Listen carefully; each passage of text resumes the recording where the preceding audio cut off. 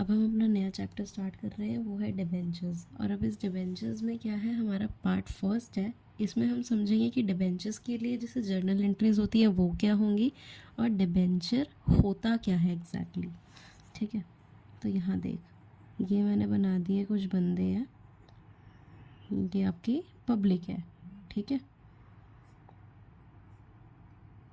ये क्या है, ये है अपनी आम पब्लिक है।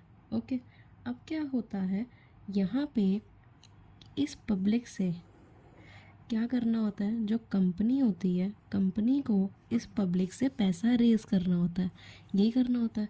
तो अब क्या क्या होती है चीज़ें, या तो हो सकता है कि कंपनी, जब कंपनी ने पैसा रेज करना है तो क्या पता एक चीज़ तो हो सकती है यहाँ पे कि वो बैंक से लोन ले ले, या तो कंपनी बैंक से लोन लेगी अगर उसको पैसा चाहिए, या फिर क्या होते हैं, हमने क्या पढ़ा था, कंपनी पब्लिक से क्या करती है, शेयर इशू कर देती है। मतलब अपने जो उसकी होती है कंपनी की थोड़ी थोड़ी हिस्सेदारी जो होती है, शेयर्स मतलब हिस्सेदारी, तो वो थोड़ी थोड़ी दे देती है और उसके बदले शेयर्स ले लेती है।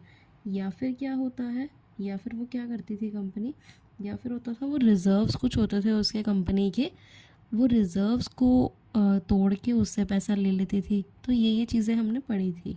बट इसमें क्या है, इसके पास अब एक, अगर कंपनी ने ना रिज़र्व तोड़ने हैं, ना शेयर देने हैं, ना लोन लेना है, तो एक क्या तरीका आता है, कंपनी के पास एक तरीका आता है, फिर वो होता है डिबेंचर्स।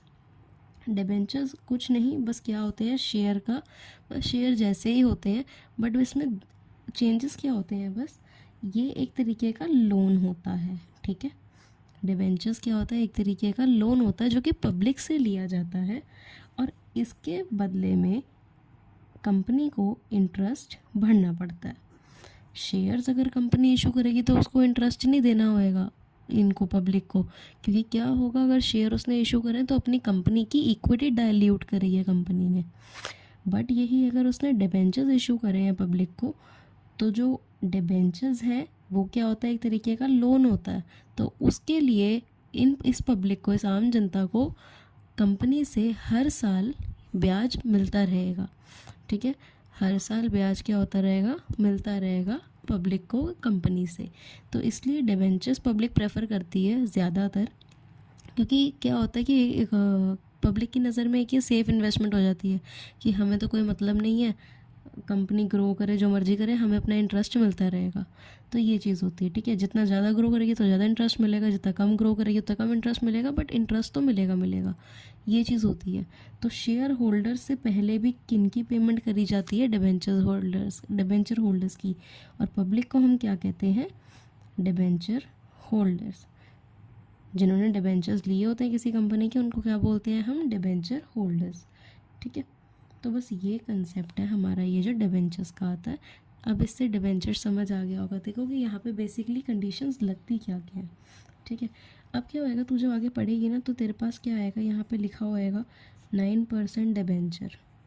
डिबेंचर्स कभी भी ऐसे लिखे हुए नहीं आएंगे कि डिबेंचर्स हैं, कंपनी ने इशू करे हैं, जैसे हम लिखते यहाँ पे लिखे हमें मिलता था ना, कंपनी ने इशू करे हैं शेयर्स, यहाँ पे ये नहीं लिखा हुआ मिलता, यहाँ पे लिखा मिलता है कोई परसेंटेज होगी पहले साथ में, फिर कोई परसेंटेज होएगी, परसेंटेज के साथ अमाउंट होगा, फिर डिबेंचर्स लिखा होगा, या तो 9% डिबेंचर, 8% डिबेंचर, 12% डिबेंचर।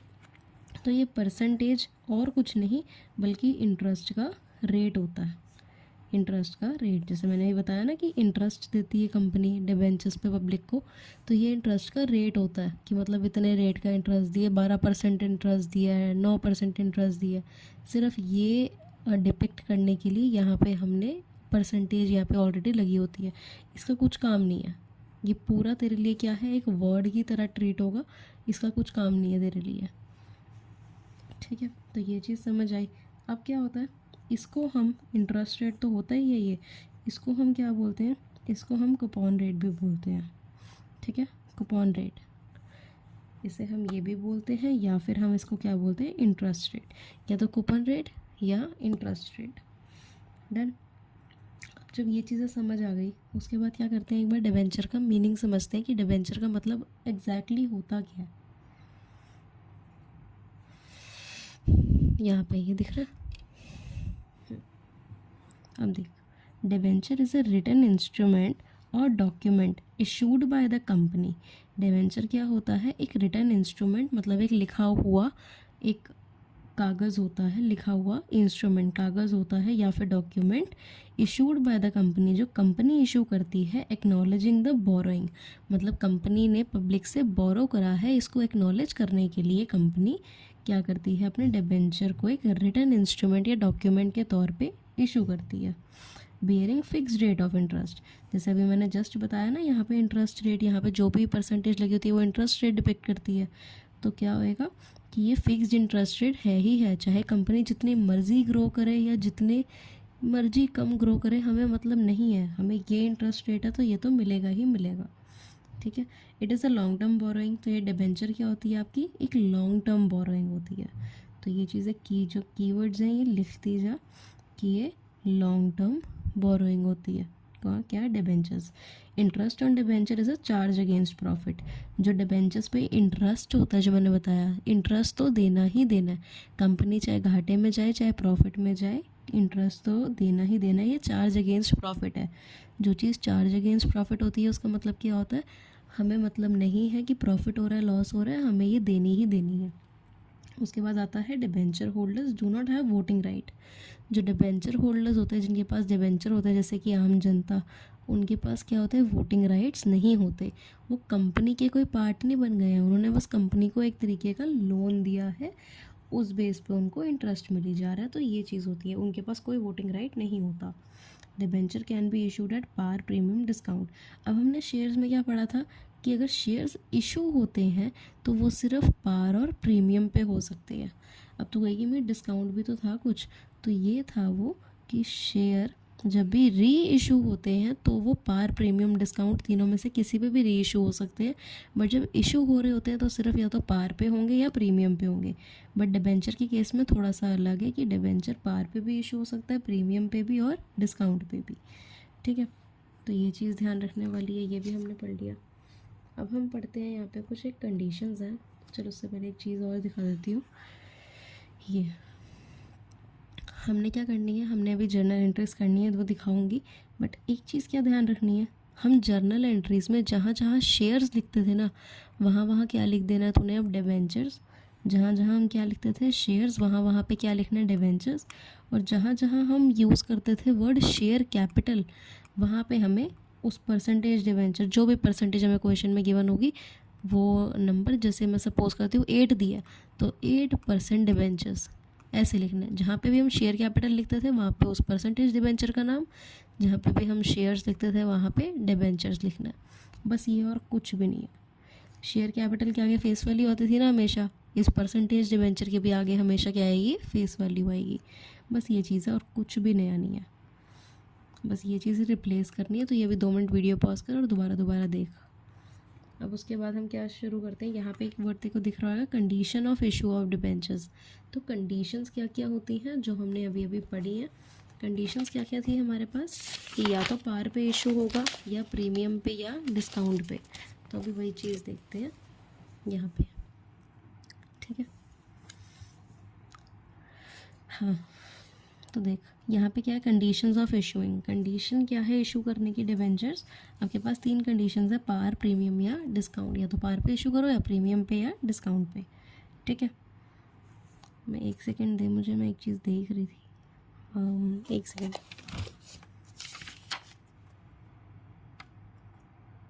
हाँ चल वो तो छोड़, वो तो दूसरी चीज़ है, वो इसके बाद सिखाऊंगी। अब क्या है ये देखते हैं, पार, प्रीमियम और डिस्काउंट। अब क्या है यहाँ पे मैंने एक क्वेश्चन लिया है, उसी के हिसाब से देखो मैं सारी जनरल एंट्री समझा दूंगी, बहुत इजी है। शेयर्स चैप्टर में तो कहूँगी एक बार तू वीडियो रोक के एक बार शेयर्स चैप्टर की जनरल एंट्रीज सारी रिवाइज़ कर ले, बस वो रिवाइज़ कर ली ना तो ये चैप्टर कुछ भी नहीं है फिर। अब यहाँ पे एक क्वेश्चन क्या लिया हुआ है, 1000 डिबेंचर्स है।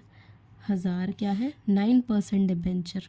तो 9% का कुछ नहीं करना तूने, 1000 का 9% नहीं निकालना, ये एक नाम है, ये एक पूरा क्या है? नाम है। तो 1000 डिबेंचर, 1000 क्या है? डिबेंचर्स है, 9% डिबेंचर्स @100 ईच, 100 का एक है। और एप्लीकेशन डेट, अब क्या होता है जब भी कंपनी लोन ले रही होती है ना तो कंपनी किस्तों में लोन नहीं लेती, शेयर्स में तो ये होता था ना हमारा कि एप्लीकेशन पे इतने, अलॉटमेंट पे इतने, फर्स्ट कॉल पे इतने, बट यहाँ पे मैंने ये बस बड़ा एग्जांपल इसीलिए लिया ताकि मैं ये भी चीज़ें समझा पाऊँ, साथ में 2 एंट्रीज और जो है वो भी समझा पाऊँ। अदरवाइज़ मेनली क्वेश्चंस में क्या होता है कि सिर्फ एप्लीकेशन के टाइम पे ही सारा पैसा ले लिया जाता है, क्योंकि कंपनी को लोन चाहिए ना, वो किस्तों में थोड़ी लेगी लोन तुमसे, वो सीधा ले लेगी। तो इस करके एक ही वैसे तो आती है, मोस्ट प्रोबेबली सिर्फ एक ही आती है, बाकी मैंने इसको समझाने के लिए 3 ली है। अब क्या है, एप्लीकेशन के टाइम पे कंपनी 30 रुपये ले रही है, अलॉटमेंट के टाइम पे 50, फर्स्ट एंड फाइनल कॉल के टाइम पे 20, टोटल कितनी हो गई 100। तो यहाँ पे हमारी पहले अगर मैं देखूँ तो एप्लीकेशन की एंट्री क्या होती थी नॉर्मल, जब हम नॉर्मल शेयर्स में करते थे, अभी डिबेंचर्स छोड़ हम शेयर्स पे चलते हैं। हम शेयर्स के चैप्टर में एप्लीकेशन की एंट्री क्या करते थे, पहले हम रिसीव करते थे, फिर हम ड्यू की एंट्री करते थे। सिर्फ एप्लीकेशन में क्या करते थे, पहले हम रिसीव करते थे, फिर ड्यू की करते थे। बाकी सारे अलॉटमेंट और फर्स्ट कॉल में क्या करते थे कि पहले तो हमने ड्यू करनी है, फिर रिसीव करनी है। बट एप्लीकेशन के केस में क्या हो जाता था, सिर्फ रिसीव पहले हो जाती थी और फिर ड्यू होती थी, तो एंट्री पलट जाती थी। तो बस इसमें वही करना है जैसे हम करते थे ना शेयर्स में।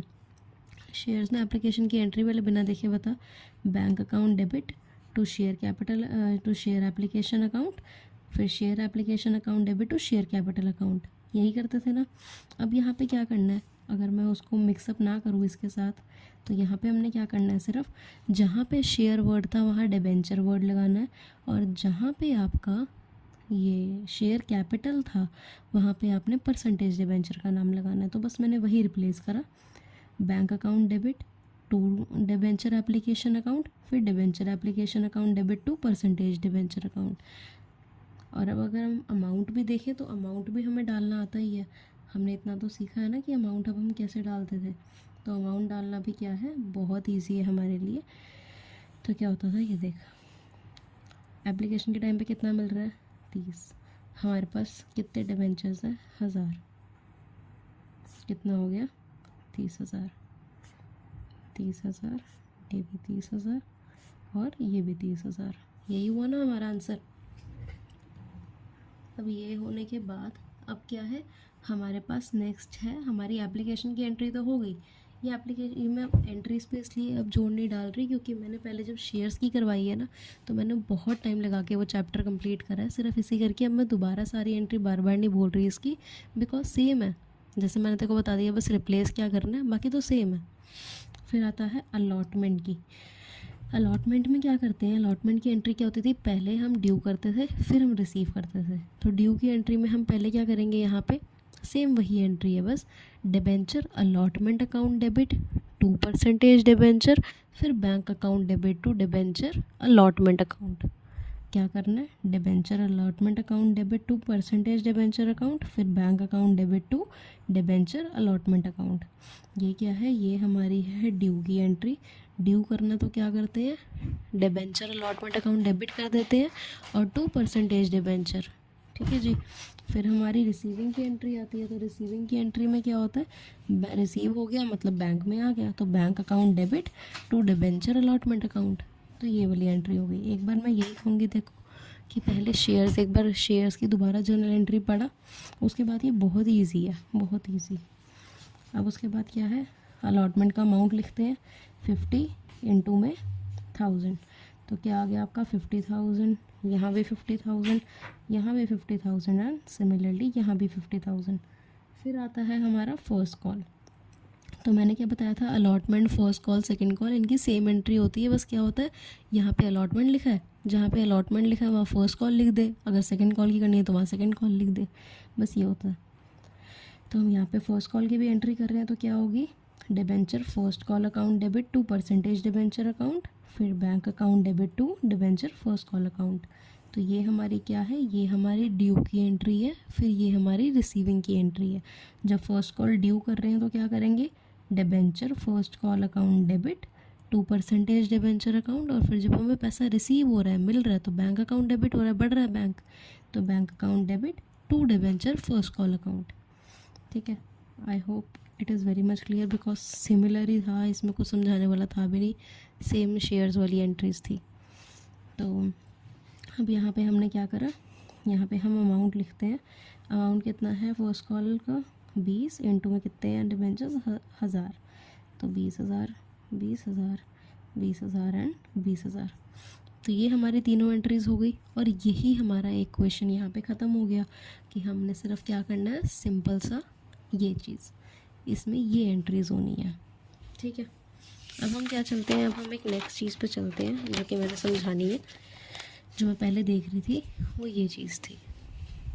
ठीक है, वो क्या थी, वो ये चीज़ है। अब क्या होता है ये देख, मैं जर्नल एंट्रीज़ की क्या बता रही हूँ तेरे को कि अगर प्रीमियम और डिस्काउंट हो तो उसमें जर्नल एंट्री क्या होगी। ये भी मोर ओवर एकदम सेम है जैसे हम करते थे शेयर्स में, कि हम जो रिसीविंग की एंट्री होती थी उसमें हम करते थे, जो भी पंगे पुंगे लेते थे प्रीमियम और डिस्काउंट के, ड्यू की एंट्री को कुछ नहीं करते थे। सेम इसमें ड्यू की एंट्री को कुछ नहीं करना, जो पंगे लेने हैं वो रिसीविंग की एंट्री में लेने हैं। ठीक है, अब ये हो गया। अब यहाँ पे हम क्या स्टार्ट करते हैं अपना ये क्वेश्चन कि अगर मैंने क्या बताया, यहाँ पे 3 पार्ट में डिवाइड करा, हम जर्नल एंट्रीज किस किस की करेंगे। अगर हमारे डिबेंचर पार पे इशू हो रहे हैं उसको देखेंगे, अगर प्रीमियम पे हो रहे हैं उसे देखेंगे, और अगर डिस्काउंट पे हो रहे हैं तो उसे भी देखेंगे। तो यहाँ पे क्या है, अब मैंने पहले पार वाला करते हैं। तो पार में क्या है हमारे पास एक चीज़ कि अगर अब मैंने क्या करा है, यहाँ पे एक क्वेश्चन एज्यूम करा है कि जो ये डिबेंचर्स है ना, पहले पार वाला कर रहे हैं ना, तो इस साइड देख, मैंने क्या देखा है, एक डिबेंचर है, ये मैंने एज्यूम करा है, एक डिबेंचर है, 100 का एक है, और एप्लीकेशन पे ही 100 रुपये ले लिए हैं कंपनी ने 100 रुपये का लोन लेना था, तो एक डिबेंचर इशू कर रही है कंपनी और 100 रुपये का एक है, और एप्लीकेशन पे 100 रुपये उसने ले लिया। तो ये क्वेश्चन मैंने अपना मन घड़ंत ऐसे ही बना लिया ताकि मैं समझा पाऊँ बस। अब पार जो है, अब पार पे क्या होता है, पार पे मतलब जो चीज़ रियल में है उतने की ही बेची। ठीक है, तो फेस वैल्यू थी 100 की, इशू भी किया 100 में, तो इसकी जर्नल एंट्री क्या होगी, ये जर्नल एंट्री आपने खुद करनी है। सेम है, क्या सेम है, जो कि हमने अभी करी है, सिर्फ एप्लीकेशन की करनी है। तो एप्लीकेशन की मैं बता भी देती हूँ क्या एंट्री होगी, ये सिर्फ ये वाली एंट्री करनी है आपने। ठीक है, ये वाली एंट्री करनी है। सिमिलरली तो ये आपका पहली चीज़ तो पार वाली कंप्लीट हो गई कि अगर पार पे इशू हो रहे हैं तो क्या एंट्री होगी, तो ये आपने खुद करनी है, मैं अभी भी बोल रही हूँ दोबारा। ठीक है, तो पार वाला केस तो इजी था सबसे। अब आता है प्रीमियम का, प्रीमियम भी इजी है। प्रीमियम में क्या एज्यूम करना है हमने कि हमारा जितने का भी फेस वैल्यू है शेयर की उससे ज़्यादा में बिक रहा होता है। तो फेस वैल्यू 100 की है बट इशू हमने 110 में किया। 110 में कैसे हो गया, 100 तो हो गई फेस वैल्यू, और जो 10 और प्लस किया हमने वो कहाँ गया, हमारा SPR में, सिक्योरिटी प्रीमियम रिजर्व में प्लस हुआ, तो 110 में इशू हुआ ये। ठीक है, तो अब हमें इतना पता लग गया कि ये प्रीमियम का केस है। अब प्रीमियम के केस में क्या एंट्री हो जाती है, मैंने क्या एज्यूम करा हुआ है, सिर्फ एप्लीकेशन के टाइम पे ही सारा पैसा ले लिया है, अलॉटमेंट और फर्स्ट कॉल को एज्यूम नहीं करा। ठीक है, सिर्फ क्या करना है हमने इसमें, सिर्फ हमने इसमें क्या एज्यूम करा कि एप्लीकेशन की एंट्री कर रहे हैं, तो उसी के बेस पे ही हमने करा है। अब आगे इसकी एंट्री देखते हैं। प्रीमियम में क्या बताया था मैंने, सिर्फ क्या होगा, आपकी जो रिसीविंग की होती है उसी में हम जो पंगे लेते थे वो लेते थे, तो हमने वही करना है। अब देख यहाँ पे पहले क्या करा, पहली एंट्री क्या होती है हमारी एप्लीकेशन की, bank account debit to debenture application account, इसको हमने कुछ नहीं करना, इसे हमने कुछ नहीं छेड़ना। उसके बाद क्या होता है, जो दूसरी एंट्री आती है, जो क्या होती है दूसरी एंट्री आती है, उसमें हमें क्या करना है, डिबेंचर एप्लीकेशन अकाउंट को डेबिट, जो हम सिमिलरली करते आ रहे हैं, और 2% डिबेंचर, परसेंटेज डिबेंचर जो हम वही सिंपल एंट्री जो हमने यहाँ पे करी है वही सेम एंट्री यहाँ करी। बस यहाँ पे क्या एक चेंज है कि यहाँ हमारा प्रीमियम भी इंक्लूडेड है।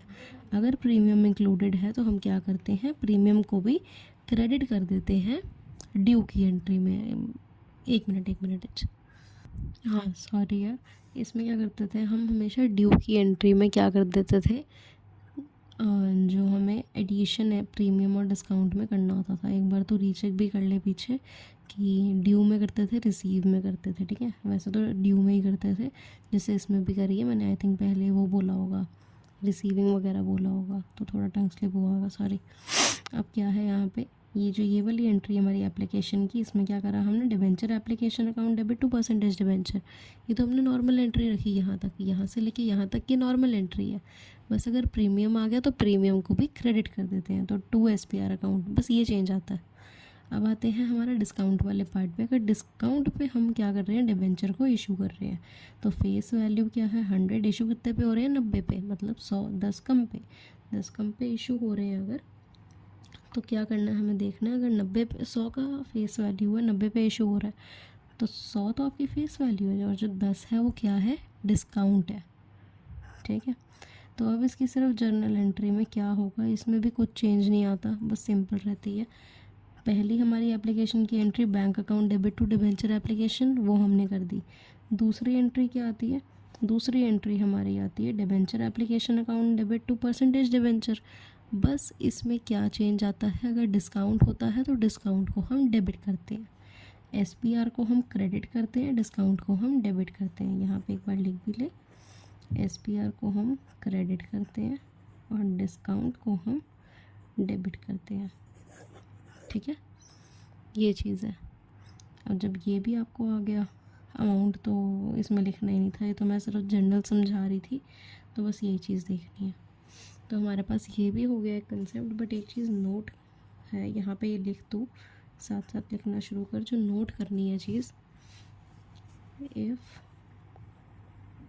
क्वेश्चन इज़ साइलेंट, अगर क्वेश्चन साइलेंट है और क्वेश्चन कुछ नहीं कह रहा, तो हम क्या एज्यूम करते हैं, वी एज्यूम डिस्काउंट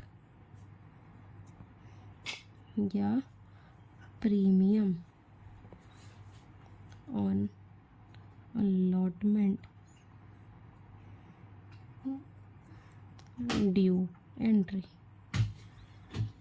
ये एक बहुत इम्पॉर्टेंट चीज़ है, जैसे अभी इसमें मेरे को यहाँ पे मैंने पता नहीं क्या बोली, एक चीज़ कन्फ्यूजन ये करके, तो यहाँ पे ये चीज़ देख, नोट हमने क्या करना है, अगर क्वेश्चन साइलेंट और क्वेश्चन नहीं बता रहा कुछ, तो हम क्या एज्यूम करते हैं कि जो डिस्काउंट है या फिर प्रीमियम है, अलॉटमेंट में, अलॉटमेंट की एंट्री में, ऑन अलॉटमेंट ड्यू एंट्री। ठीक है, हम क्या एज्यूम करते हैं कि अलॉटमेंट की ड्यू की एंट्री में हमें क्या डालना है, डिस्काउंट या प्रीमियम। हमें अलॉटमेंट की ड्यू की एंट्री में क्या डालना है, देख आएगा तो ड्यू की एंट्री में, रिसीविंग की एंट्री में नहीं आता, ड्यू की एंट्री में आता है हमेशा, हमेशा क्या आता है, ड्यू की एंट्री में ही आएगा। बट हाँ, बस हमें क्या एज्यूम करना है, अगर क्वेश्चन ये नहीं बता रहा ना कि डिस्काउंट या प्रीमियम कब हमने लिया है, एप्लीकेशन पे लिया है, अलॉटमेंट पे हुआ है या फर्स्ट कॉल पे हुआ है, वो नहीं बता रहा, तो हम एज्यूम करते हैं अलॉटमेंट पे ले रहे हैं। ठीक है, अलॉटमेंट की एंट्री में, जैसे हम शेयर्स में करते आते थे, सेम वही चीज़ है।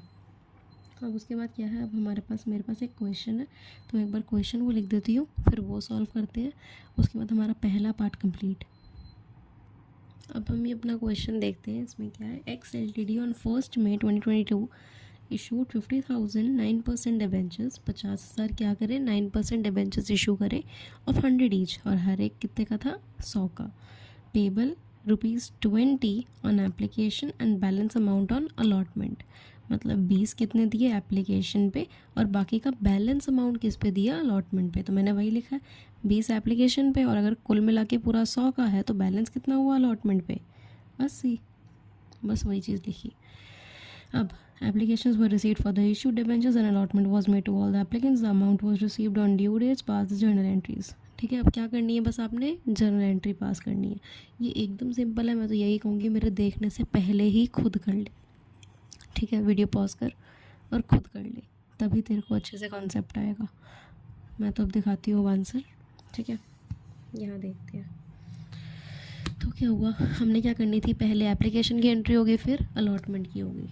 तो अभी ये छोड़ अलॉटमेंट वाली, ठीक है, हमने ये वाली नहीं देखनी है अभी, हम ये देखते हैं। पहले हमारी एप्लीकेशन की एंट्री मैंने क्या बताई, bank account debit to debenture application account, फिर debenture application account debit to percentage debenture, यही करी मैंने, करेक्ट। अब जब ये करी, इसके आगे अमाउंट भी ईजी है डालना, कितने की एप्लीकेशन है, 20 की, और कितने हमारे पास डिबेंचर है, 50,000। तो हमारे पास कितना आ गया कुल मिला के, 10 लाख, 10 लाख, ये भी कितना आ गया, 10 लाख और 10 लाख। ठीक है जी, ये भी हो गया। फिर आती है अलॉटमेंट की। तो अलॉटमेंट की पहले हम बिना देखे बोलते हैं, अलॉटमेंट की एंट्री क्या होती है, debenture allotment account debit to percentage debenture, फिर bank account debit to debenture allotment account. पहले हम क्या करते हैं, अलॉटमेंट की दोबारा से एक बार बोलते हैं, एक बार दोबारा बोलते हैं अलॉटमेंट की क्या होती है। Debenture allotment account debit to percentage debentures account, bank account debit to debenture allotment account. ठीक है, एक बार दोबारा बोल लीजिए और 2-3 बार लिख लेना, एंट्रीज को अच्छे से याद हो जाएंगी दोबारा। तो यहाँ पे यही मैंने लिखा है, debenture allotment account debit to percentage debenture account, फिर bank account debit to debenture allotment account. इसके आगे हमारा क्या होता है, नॉर्मल सा हमने क्वेश्चन है, अमाउंट लिखना है। 80 की अगर अलॉटमेंट है और 50,000 डिबेंचर इशू कर रहे हैं तो कितना आ जाएगा जी, आ जाएगा 40 lakh. 40 lakh same as it is यहाँ पे 40 लाख और 40 लाख। ठीक है, कोई हार्ड एंड फास्ट चीज़ तो नहीं थी इसमें।